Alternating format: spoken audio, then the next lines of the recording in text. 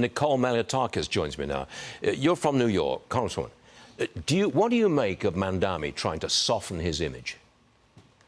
Look, it doesn't matter what he says right now. What matters is his actions over the last 5 years. And he is somebody that has made very clear he wants to defund the police. He called the NYPD a threat to public safety. He said very clearly he's not going to cooperate with ICE to deport dangerous criminals that shouldn't be in our country. He supported the radical bail law. He says he doesn't want prisons. He doesn't see a purpose for prisons in our society.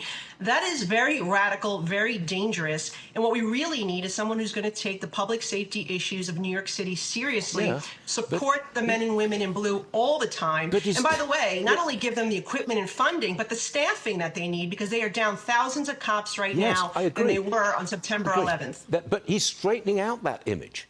He looks fairly cool and collected. He's rational, he's articulate, he is intelligent, and I think he's swinging public opinion to his side. The polls show him gaining even more ground.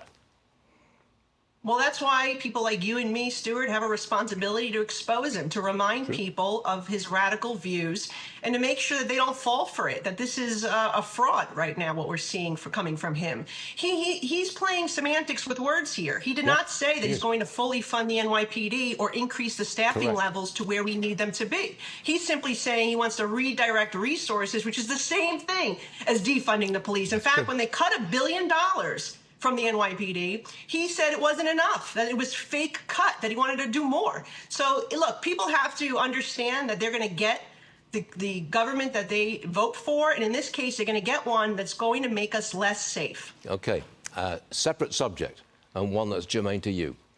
A Cuban couple who emigrated to America are getting a lot of attention online for their reaction to the abundance of food in our grocery stores. And they are warning about Mamdani's socialist ideas. Watch this.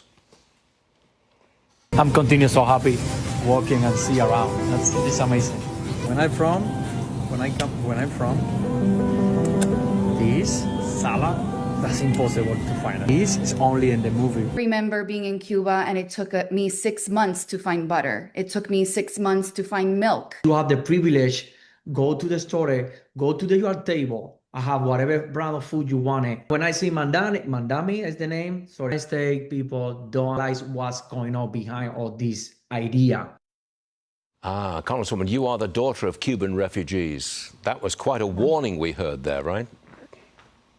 Yeah, and I have family in Cuba still, and I could tell you that it's absolutely true, that the shelves are empty, the people are starving, they can't access basic things like toilet paper, or aspirin, or, as the woman said, butter. It is a really dire situation. That's what communism brings. And here you have Mamdani saying he wants government-run supermarkets. That's another way of saying he wants a bread line. You're going to ration rice and beans. I mean, let's learn from what's happened in other countries where communism has failed, where socialism has failed. Venezuela, look how much the people lost in body weight. Okay, let's not bring those policies here. It's ludicrous. It was the failure of socialism in England that brought me to America. We're both familiar with socialism, let's put it like that. Congresswoman, thank you so much for joining us this morning. All good stuff, and we'll see you again soon. Thank you, Stuart. Yes, ma'am, thank you. Check that market.